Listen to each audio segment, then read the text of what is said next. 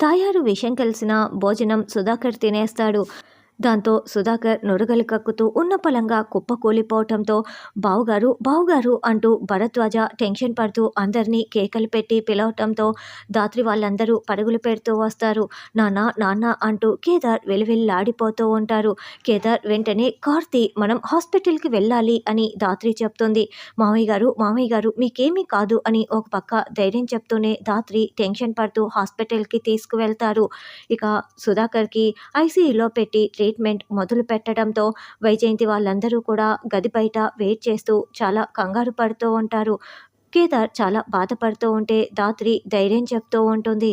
మీనన్కి విషయం తెలియటంతో డాక్టర్ వేషంలో హాస్పిటల్ లోపలికి ఎంట్రీ ఇచ్చేస్తాడు. ఈ యువరాజు గాడు మనం చెప్పిన మాట అస్సలు వినటం లేదు.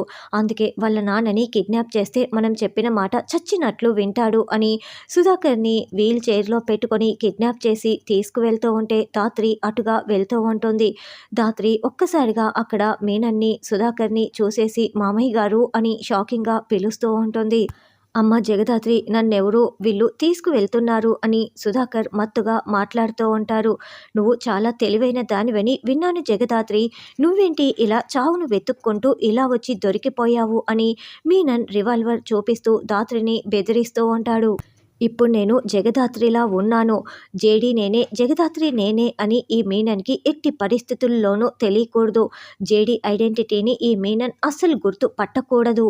ఈ మీనన్కి జేడి జగదాత్రి ఇద్దరు ఒకరేనన్న విషయం తెలియకూడదు అని దాత్రి మనసులో అనుకుంటూ ఉంటే మీనన్ కాలు మీద కాలు వేసుకొని కూర్చొని లేట్ ఎందుకు, టైం వేస్ట్ ఎందుకు, మేడంని పంపించేసేయండి అని ఆర్డర్ వేయటంతో కాంపౌండర్ వేషంలో ఉన్న రౌడీ కాస్త దాత్రిపై ముఖంపై ఒక గుద్దు గుద్దటంతో దాత్రి కింద పడుతూ ఉంటుంది.